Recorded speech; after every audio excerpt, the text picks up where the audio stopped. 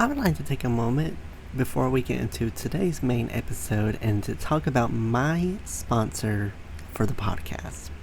Podmatch is a new podcasting site dedicated to all podcasters.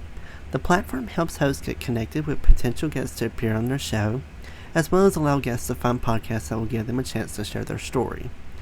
Podmatch offers many tools to help organize your page, from to-do lists to episode planning to potentially appearing on a leaderboard. Podmatch has it all. The best part, you have the potential to get paid. And who doesn't like to get paid from home? I like to. With an easy sign up, you can start connecting with podcasters and guests immediately. I have been a part of Podmatch since the beginning of May, and I have got to say that it was the best decision I've ever made because Podmatch helps your podcast grow. It helps you get connected with people that have very interesting, very compelling background stories that are just waiting for their story to be shared. So if you are a host or guest and would like to start building professional relationships, explore more opportunities, and have your story shared, I highly suggest that you sign up with Podmatch today by going to joinpodmatch.com/lethal venom to start expanding your network in seconds. I would like to give another huge thank you to Podmatch for sponsoring this episode. Now on to our main episode, and again, you can sign up at joinpodmatch.com/lethal venom to begin your podcasting journey today. Hey everyone, welcome back to the Lethal Venom Podcast, the show where I talk about anything I want with the honest to God truth, no lies told. Today I'm joined by Mr. John Borden. He's an average guy who was living an average, uninspired life until an experience with psilocybin sucked him out of his vortex of self-destruction and helped him blaze a path towards self-discovery. Now an author, award-winning strongman competitor, as well as an ultramarathon runner, globally ranked HIIT athlete, as well as a personal trainer and mental health coach, he is helping the world a better place by working to make it one silly little moment at a time. So I want to give a huge welcome to John. Thank you so much for coming on. I cannot wait to hear your story today. Yeah, thanks for having me, Noah. Happy to be here. So please feel free to introduce yourself and just tell my listeners a little bit more about you. Yeah, well, so you went through a whole number of things there. My name is John. I'm originally from the Northeast, grew up in New Jersey. I live in St. Petersburg, Florida now. I've been here in the Tampa Bay area for about 3 years. And, shortly after I moved down here, I had that experience with psilocybin mushrooms that just completely flipped my life on its head and, led to me writing my book, Your Mindset is Your Reality, which describes the events that I went through my psilocybin experiences and how that showed me that the life that I was living at that time was not doing any service to myself or to the people in my life, and that I could do much better. And so, ever since that experience, I've worked every day to make that vision of how I wanted my life to eventually become a reality. And so, very proud of where I am now, 3 years later. So, during your lifetime, you did mention in the about thing that you had a drinking as well as a cocaine addiction. Can you tell me a little bit about how drinking and cocaine started? Yeah, well, drinking started when I was young. Alcohol was always present in my family. My dad was a big drinker. My mom was like the glass of wine a day kind of type. My stepdad was a real big, whiskey guy. So introduced me to like whiskey and cigars and, made it normalized. And so, there was that curiosity always. I started drinking. My first time getting drunk was my freshman year of high school, and it kind of just escalated from, freshman year through senior year. And had my first blackout the summer between my senior year of high school and freshman year of college. Went to college, joined a fraternity, was drinking pretty much every day throughout college. And, that really didn't stop after graduation and the years that followed. And so it was something where, pretty much every day I was having at least one drink just to help me get to sleep. And, eventually you just learn that that's destroying you so silently because it's something that's just become a part of your life that's normalized for so long. And, so it's something that creeps up and starts as a fun thing. And then eventually you realize that it's completely running your life. When you did drinking, was there a particular kind of alcohol that you liked, or was there something that you kind of just tried everything? Yeah, I mean, if it was wet, I would drink it. I was a big whiskey fan. I loved old fashions. If you go out to a bar, I'd love to order an old fashioned, but tequila soda lime was my go-to, like drink all day type of drink. I would say, oh yeah, you're hydrating with the soda water in there and, staying healthy because of the lime juice. But no, it was pretty much anything I had in front of me, I would be willing to drink. You also had mentioned that you did gambling as well as tobacco, as well as you had a porn addiction, as well as prioritizing cheap dopamine. Was there a moment when you were doing all this stuff where you said, I need to get help? Or did you have any moments of, I wish I could stop this? Yeah, well, um, I started using cocaine when I was a sophomore in college, and I bought it for the first time myself my senior year, and it was basically like from that first time that I bought it, I just like always had coke on me from basically that point forward, and that was 2015 when I graduated college until 2020 when COVID hit and I got laid off from my job and I'm collecting unemployment, but I'm still just like getting drunk and doing coke every single day. And after about 5 months of doing that, I had an experience with ketamine that was kind of by accident. I thought I was buying MDMA from a dealer that I didn't know. He was a friend of a friend and got it home and was like, this does not look right. But one night I ran out of Coke and decided to do a big line of ketamine and fucking went into a K-hole. And in that, it showed me, hey, dude, you've got a serious problem with alcohol and Coke. And that was eye-opening, but it wasn't the awakening moment that I experienced with psilocybin a couple years later.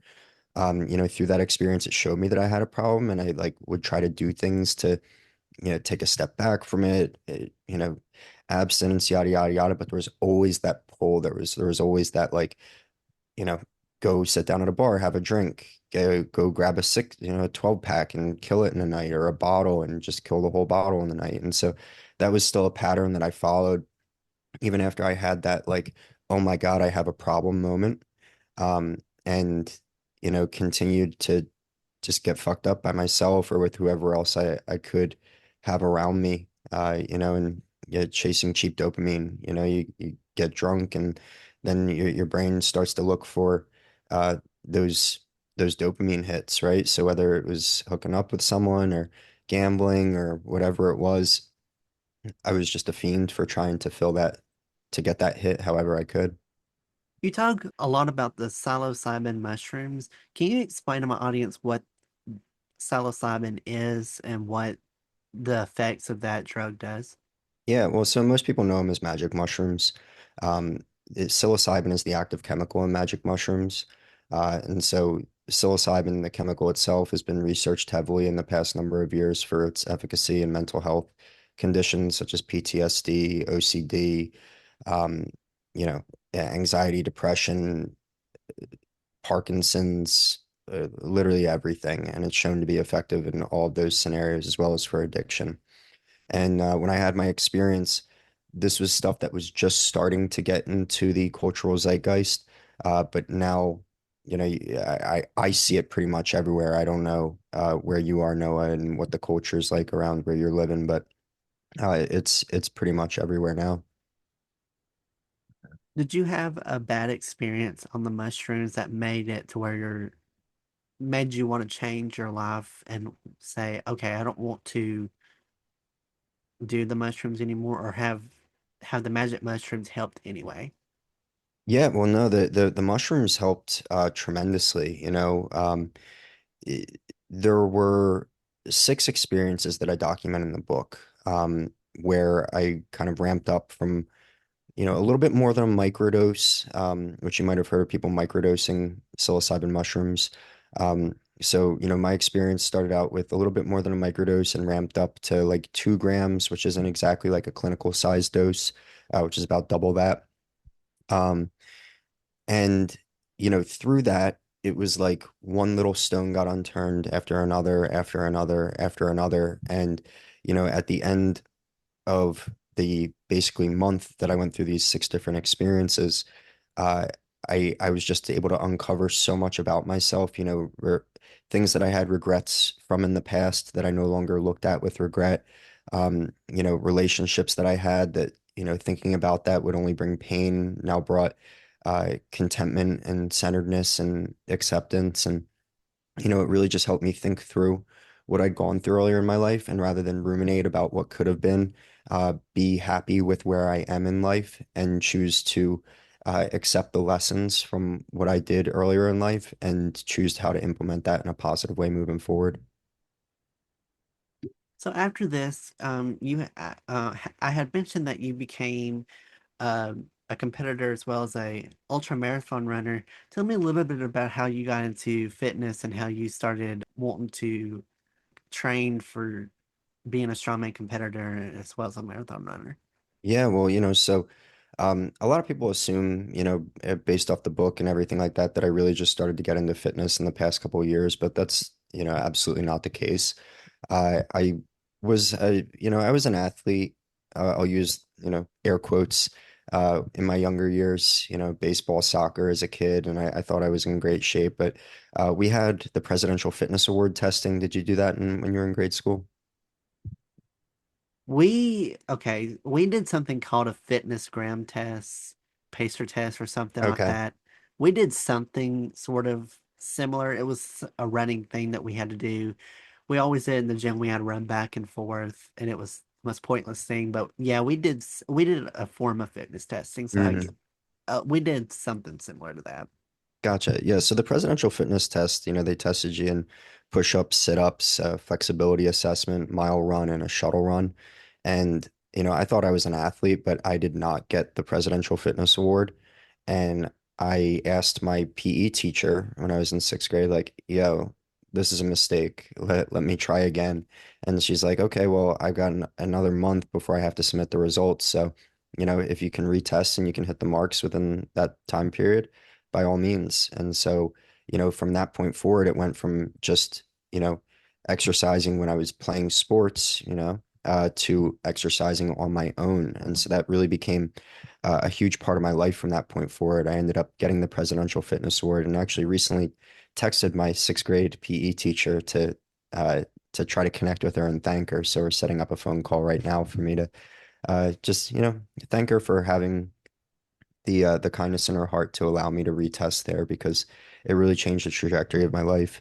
But yeah, it was something that, even through, college and fraternity life and, post college and everything like that, that I was attacking the gym with basically all the free time that I wasn't drinking and doing drugs, right? And so it was the one thing that really kept me sane through all that time. And so when I had my awakening with psilocybin back in 2022, uh, I realized that my body was just like super tight and rigid from all the lifting I was doing and not enough yoga and basically no cardio. And really took a step back for like a year to ask myself, okay, how do I want to continue to pursue fitness? Because it wasn't, just in chasing PRs at the gym anymore, right? I wanted to do something else. And I'd wanted to do a Spartan race for the longest time. Are you familiar with them?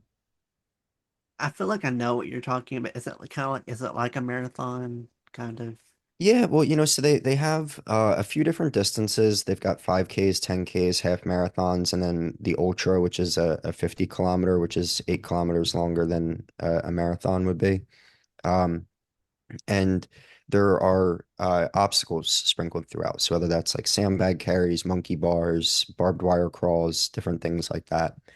And they're a blast, and I always thought they would be a blast. And I was trying to reach out to some friends to organize some friends to do one with me in Central Florida in 2023. And about 3 months prior to it, I tried reaching out, and my friends said they were going to come with me. But 2.5 weeks before the race, I realized nobody else signed up. If I'm going to do this, I'm going to have to do it myself. And it had been 11 years at that point since I had run regularly. This was from the beginning of college until 2023. And, I said, you know what? if I'm gonna go out there and do this race, I'm gonna test myself with the hardest one they have, which was the half marathon at that location. And so I signed up for that, and it wasn't pretty, but I gritted my way to the finish line and finished in the top 5% of the open division. So I was really proud of that. And it really just sparked this love for challenging myself that had really laid dormant, from my competitive baseball years until the end of 2023. And, now I'm just trying to find any way that I can to challenge myself. I've got a 46-mile ultra coming up on Saturday, so I'm looking forward to that and hoping to beat my time from last year. A 46-mile run. Hmm. Oof. This sounds like my murder. I'm just learning from this two things: how knowledgeable I am about working out and all these runs. Y'all can tell I'm a professional, know what I'm talking about, and as well as like all these runs seem like they'd kill me because we did something like the presidential fitness test. I think that's what we did. I just don't think they called it that. Hmm. But when you were saying like push-ups, sit-ups, and all that, I thought, yep, we did all that. It was something we did every year. We would run back and forth. Then we would do like a mile run. We didn't do kind of like the shuttle run. I don't think Hmm. we did that unless we did and they just called it something else. But yeah, the push-ups and sit-ups, that was always an experience to show. And then the stretches of like trying to, because I remember they had this tool and you could put your hands on top and you had to Hmm. push this little thing forward to see how far you could stretch. Yep. That was always an embarrassment because I could not touch my toes. I still can't. So that was Yeah, that it was always an embarrassment to do it every year to show like how badly I cannot stretch. So that was definitely the hardest one for me too going into it, but it's one of those things that like stretching it just pays dividends so quickly. Like if when you start doing it, you'll start to notice your flexibility improve like that. well, I don't think I saw any change because our middle school was very profound on exercising. I mean, the first half of class we would exercise, and I mean we did all kinds of stuff. I did not get into shape. I did not gain any muscle. I did not do anything. It was just 4 years of wasted energy that we did 5 days a week. I was Mm, like, because by the time we got to high school, we didn't do any kind of exercise at all. That is kind of like cut that out. And then now that I've gone to college, or when I went to college, I didn't know until then how badly out of shape I was mm, because I could run all the way down from my apartment to the bus stop because we had like a 2-minute walk to the bus stop. And if I mm. was trying to catch it, by the time I got down to the, I'd be like, I'd be like, I asthma. I thought, oh, I can't. Eye opener. Eye opener. It showed how badly out of shape I was, and it was so embarrassing. But yeah, I tried to get back into exercise, but I went during the winter time, Hmm. and I do not handle cold weather great at all. I Anything below 70 degrees to me is frigid.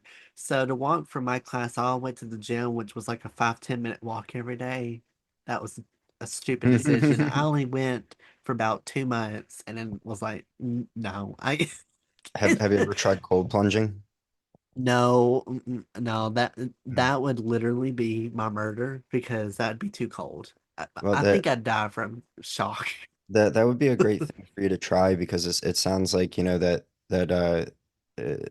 temperature exposure is like kind of a block for you.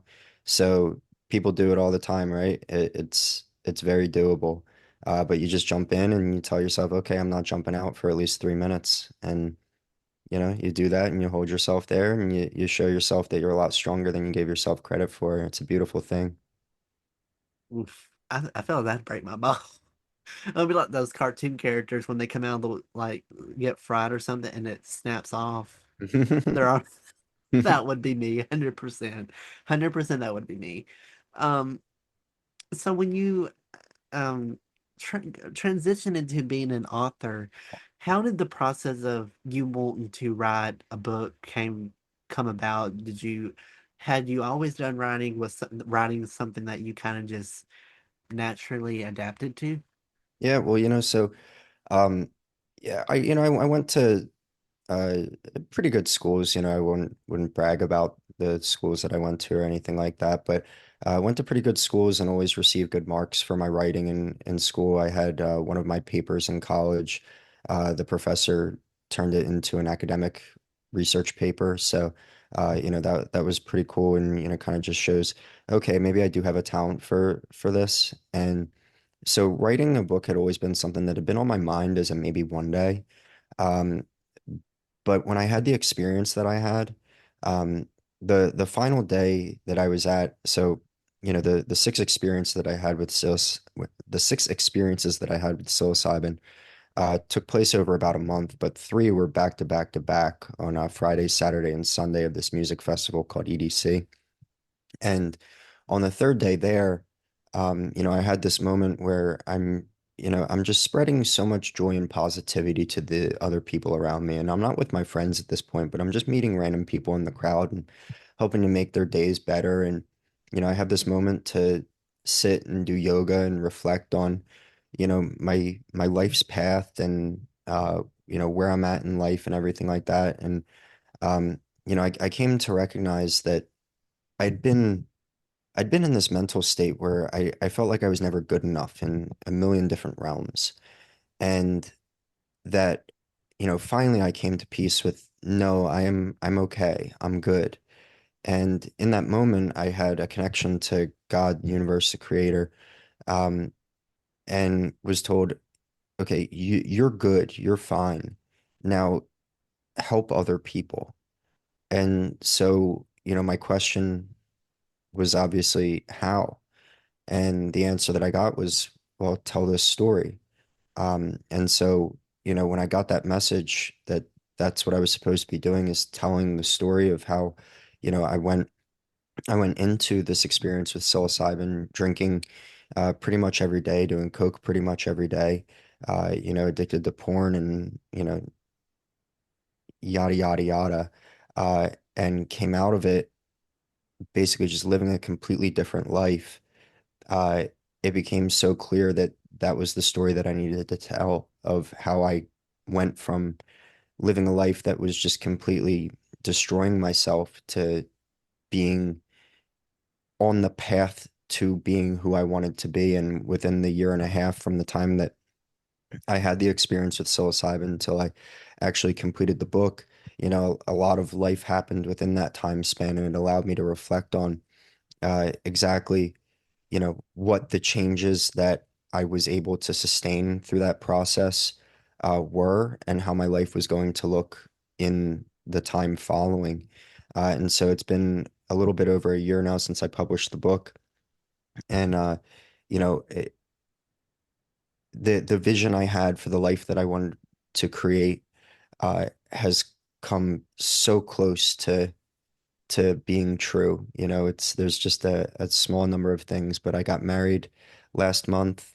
I'm a homeowner now. I have a business. I completed my book, and I'm helping people make incredible changes in their life on a daily basis. So it's just so fulfilling, and it's such an incredible testament to the power of the mind because, it wasn't the psilocybin mushrooms that changed me. They showed me what I needed to do to change myself, but it was the intentional work that I did every day from that point forward to make the changes that I wanted to make and to live the life that I'm living now.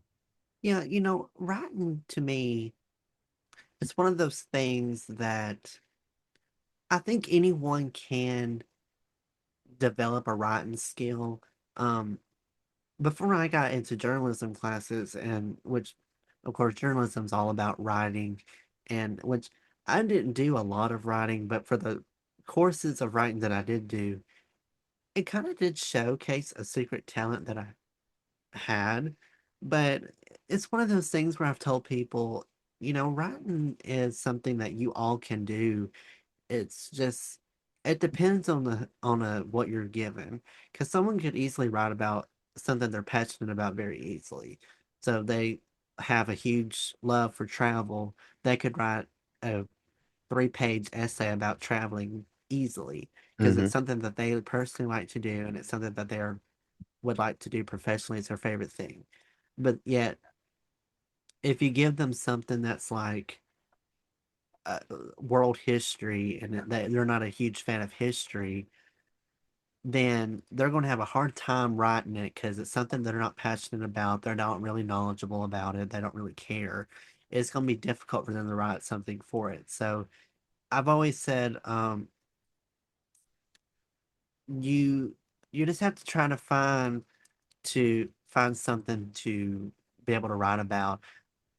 Has did writing did writing the book help therapeutic wise? Was it a little therapeutic of trying to write out your past and kind of have like a self-reflection of where you are today? Yeah, most definitely, Noah. There were so many points throughout the writing where, I would get to a point where I needed to explain a certain piece of my past to make the impact make sense to the reader.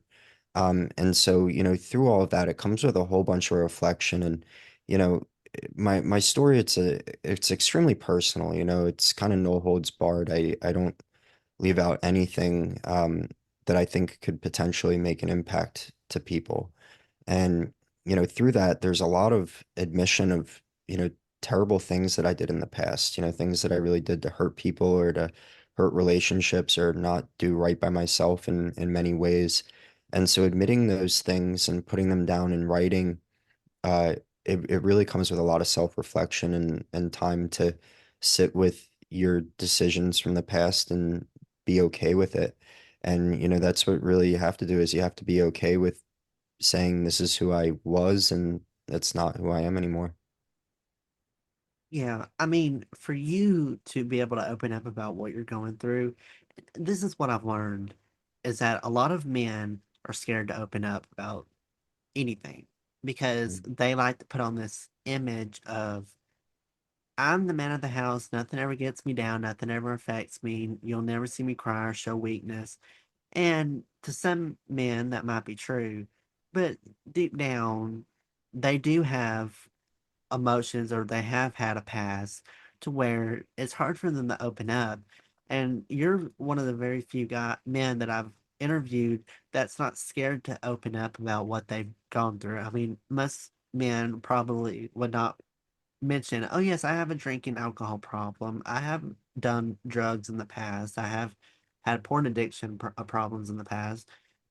So I think it's more important for you to be in a role model to a lot of guys that are fitness can also be fitness gurus as well because then you're showing people that yes, it is okay to go out to the gym and work and it is okay to run all these marathons, that it's beneficial for your health. And so I give you a lot of props for that because a lot of men are scared to do that. Thanks, Noah. And I would have been one of those other guys that you've spoken to who doesn't have the ability to tap into his emotions if it weren't for the experience that I had 3 years ago.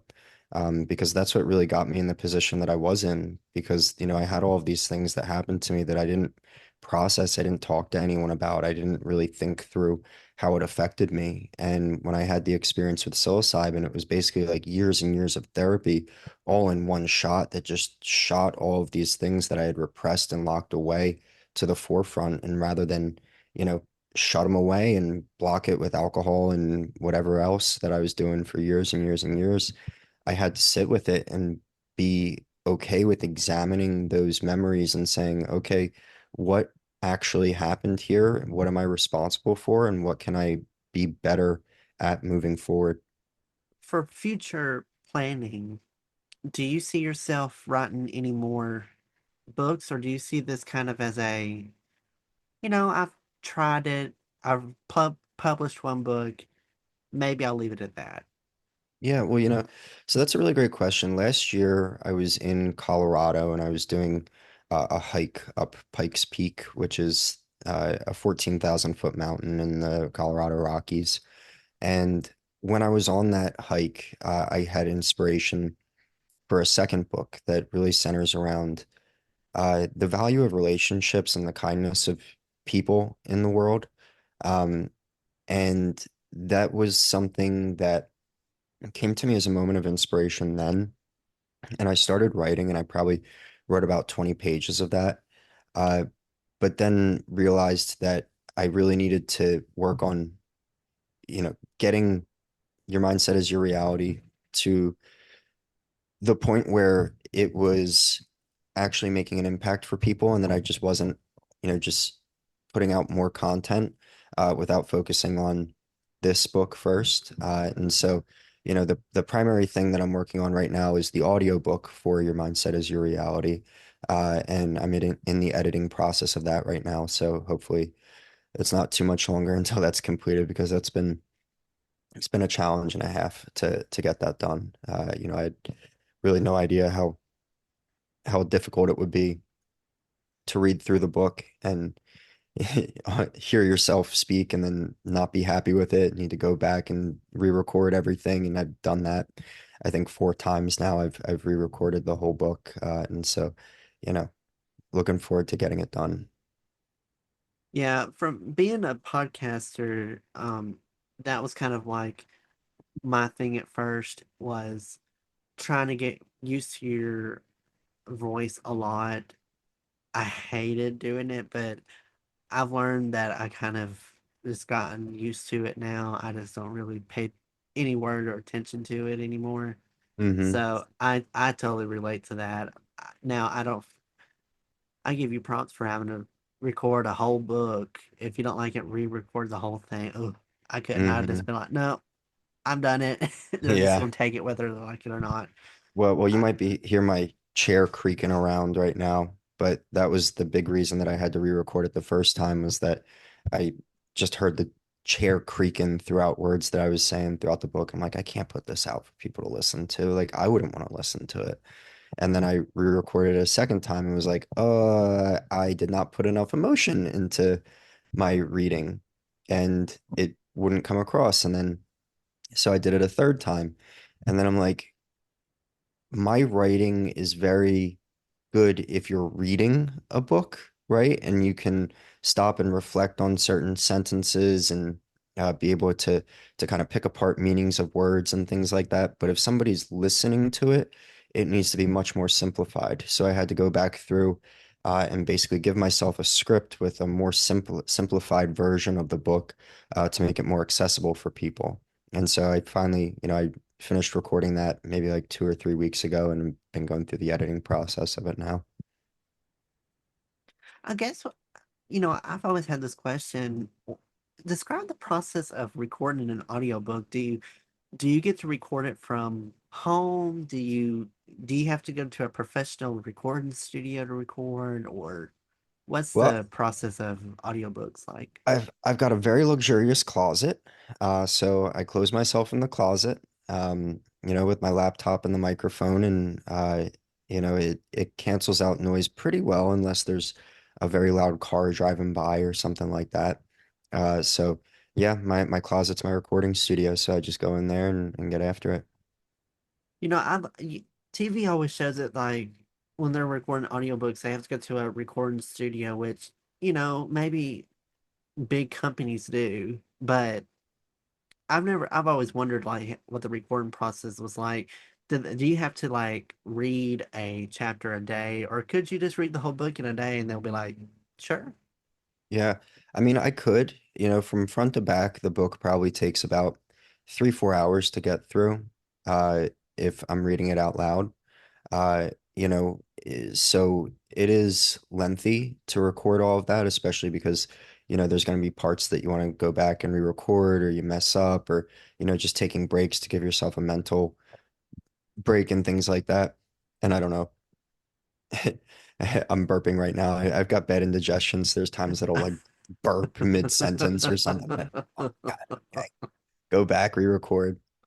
So there's a lot of takes, and it's not just as simple as going through and reading it, um, because you have to focus on your enunciation, the pronunciation of certain words, and making sure that you're emphasizing things correctly when they need to be.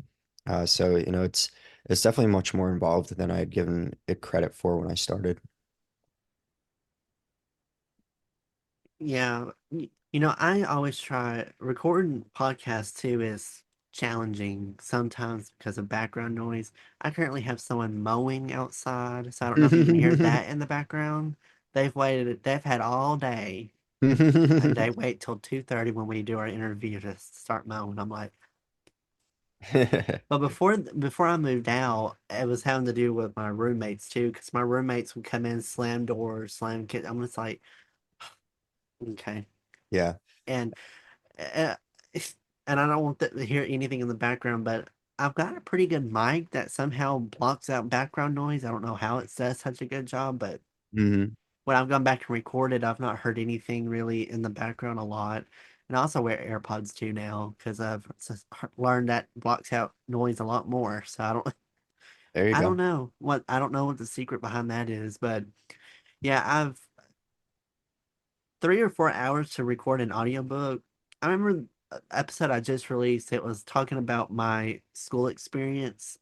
I initially when I recorded it, it was like an over 3 hour episode, and I was able to trim it down to about 2.5 hours. So when you said 3 4 hours recording, I thought I could do that because I've done that technically with the podcast. But some audiobooks for like 8, 9, 10 plus hours, and I'm just like, oh, do they record that all in one set? And I'm Yeah. like, they can't. There's no way they have to. And I'm one person that when I hear some people are so slow when they do audiobooks. It's so slow. I remember because we had always had to do summer reading, I would always find an audiobook version on YouTube and I would speed it up Mm. because they talked so slow. It was like for instance, if I read like your introduction again, it'd have been like an average dude living an average uninspired life. I'm like, speed up, Yeah. speed up. I, So you I are going completely hear you so there. slow. You know, Um, when I was listening to Will Smith's audiobook, he's got like a 19-hour long audiobook or something like that. And oh, yeah, frequently, usually I'll listen to everything at one time speed, but that one I had to speed it up because he was just really, really making sure that he got all the words out. oh Lord. So where you are now, it seems like you've done a lot of stuff that you are have wanted to do. Is there anything that you have on a bucket list that you still would like to achieve, or have you felt like you've kind of, I've done everything I've wanted to do. I think if something else just came up sporadically, I would just be happy about it, or would be like, okay. My goal is to every year do something that blows my own mind. And, so this year, I'm planning on running it across the state of Florida. And that's in the middle of November. So that's going to be 200 miles from one side of Florida to the other. So that would qualify as something that blows my own mind. And I aim to find something similar to that every year. My goal, beyond that is to win a Spartan race. I want to get on the podium and I want that medal around my neck. And I want to put on large scale athletic events. I hosted what I called the Psycho 10K, and the name of my company is Get Psyched Fitness. So the Get Psyched Psycho 10K. And that was something that took me 9 hours to complete. I had a buddy with me that finished it in 23 hours. And so, it's this event that combines strongman and running to basically be the ultimate test of athleticism. So I'm planning on hosting the first official one of those at some point next year, and making that something that I really bring to people and give others a way to challenge themselves in the most dynamic way possible. Well, I just think that your story is so impactful, and I know that a lot of people are going to find this interview very inspirational and whatnot. For your book, Your Mindset is Your Reality. Is it, where can people, now I'm burping too. Now, It's if contagious. people are interested in wanting your book, where else can they find it? And feel free to also promote if you have a website or social media platforms that you would like people to check out as well to learn more about what you have going on. Yeah, Noah. So yeah, Your Mindset is Your Reality can be found on Amazon. It's this beautiful purple cover with the mushroom on it. It can be found on Amazon. My Instagram is Johnny B, JohnniBe. And you can also check me out at get_psyched_fitness or getpsychedfitness.com. Well, John, thank you so, so much for coming on here. I've appreciated you coming on and um I had questions when you mentioned the 200K or 200-mile run. I did have like questions, so maybe I could have you back on and you can tell me about what it was like running your first 200-mile run because I definitely do have questions about that, but I would help myself on asking because I thought, wait, he's not done it yet. He's not done it yet. So maybe I can have you back on, but I've appreciated you so much for coming on and sharing your story and please keep doing what you're doing. I think what a huge inspiration. I just wish you nothing but luck. Thank you. No, I appreciate the time, brother. As I always do, I'll put all of his links down below in the description box as well. I'll put his social media website as well as links to his book in there as well, so that it's all easy access for you. If you would like to keep updates on the podcast, feel free to follow me on Instagram and TikTok at Lethal Venom Podcast, as well as Facebook, Twitter, and YouTube at Noah's Podcast. There I just post up updates about the episodes and teasers and trailers and other fun stuff. So feel free to follow those social media accounts if you would like. And as always, listen to Lethal Room wherever you get your podcasts from: Spotify, Apple Podcasts, Amazon, iHeartRadio, YouTube, Pandora. It's really everywhere where you get podcasts from. So feel free to follow the podcast to get notified when new episodes come out. Thank y'all all so much for listening. I really appreciate y'all. Y'all have a great rest of your day. Stay safe, and I'll catch you on the next episode of Lethal Venom.